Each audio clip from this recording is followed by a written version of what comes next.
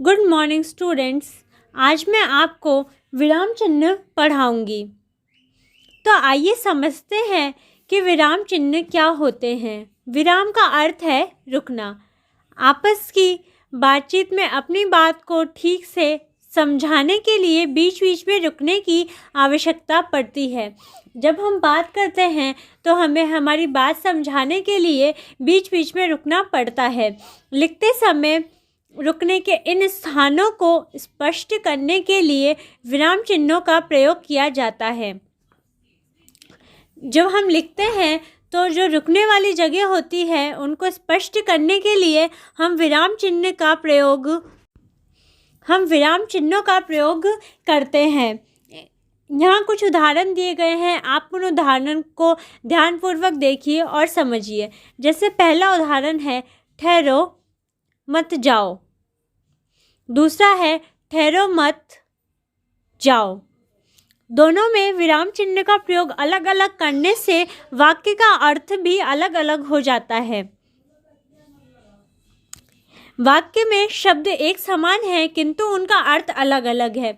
अर्थ का यह अंतर विराम चिन्ह का स्थान बदल जाने के कारण हुआ है। तो जैसे आपने देखा कि दोनों वाक्य में शब्द तो सेम है, परंतु विराम चिन्ह का उपयोग करने से दोनों वाक्य का अर्थ बदल जाता है।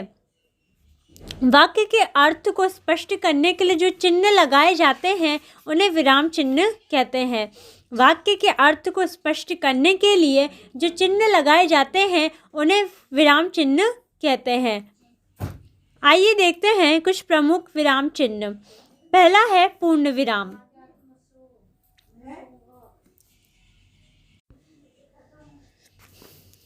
पूर्ण विराम, इस चिन्ह का प्रयोग वाक्य के समाप्त होने पर किया जाता है। इससे पता चलता है कि वाक्य पूर्ण हो गया है। जैसे वे अब सो गए हैं, पूर्ण विराम। कल सवेरे आना, पूर्ण विराम। दूसरा है प्रातःकाल सूर्योदय से पूर्व उठना चाहिए, पूर्ण विराम। थर्ड है शांत स्वभाव वाला व्यक्ति सबको अच्छा लगता है।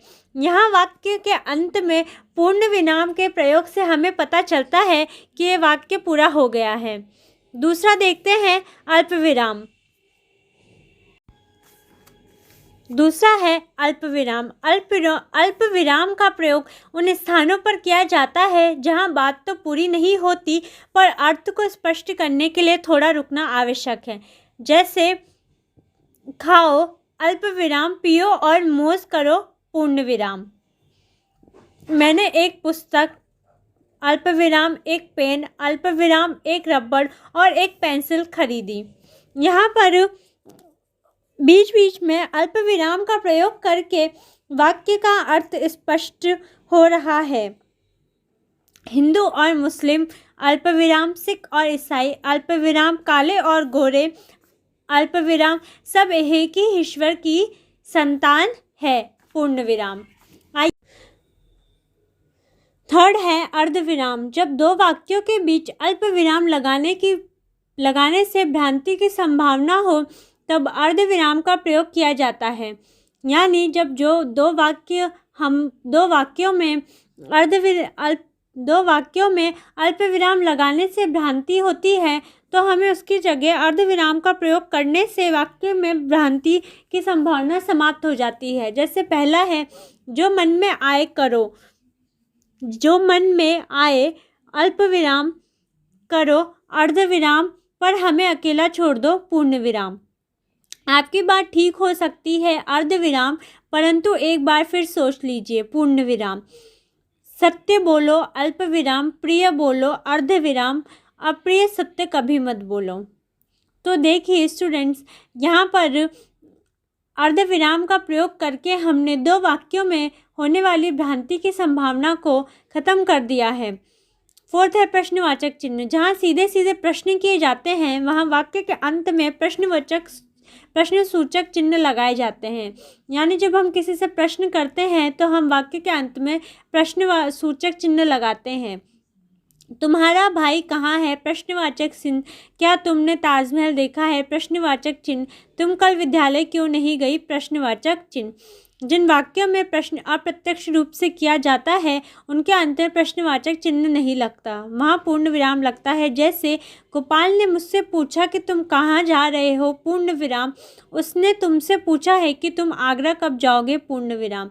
यहाँ इन वाक्यों में आप देख सकते हैं कि व्यक्ति प्रत्यक्ष रूप से प्रश्न नहीं पूछता, यानी उसने किसी और से प्रश्न पूछा है या किसी और के द्वारा प्रश्न पूछवाया है, इसलिए ऐसे वाक्यों के अंत में पूर्ण विराम लगता है। फिफ्थ है विस्मयादि बोधक चिन्ह।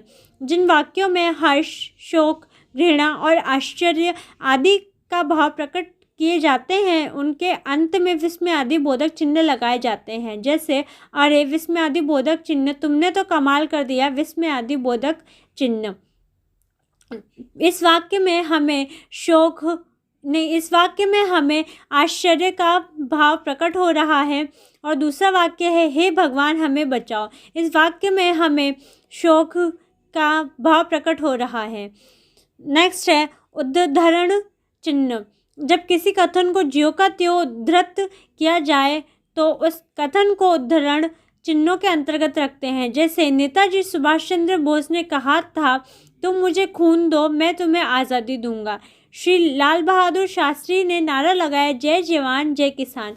इन दोनों वाक्यों में उनके कथन को वैसा का वैसा ही लिखा गया है, उसमें किसी प्रकार का कोई बदलाव नहीं किया गया है, इसलिए ऐसे वाक्यों में उद्धरण चिन्ह का प्रयोग किया जाता है। सेवेंथ है योजक चिन्ह। दो शब्दों को जोड़ने के लिए योजक चिन्ह का प्रयोग किया जाता है। जैसे माता योजक चिन्ह पिता, राजा योजक चिन्ह रानी, पिता योजक चिन्ह पुत्र, अच्छा योजक चिन्ह बुरा, दौड़ योजक चिन्ह धूप।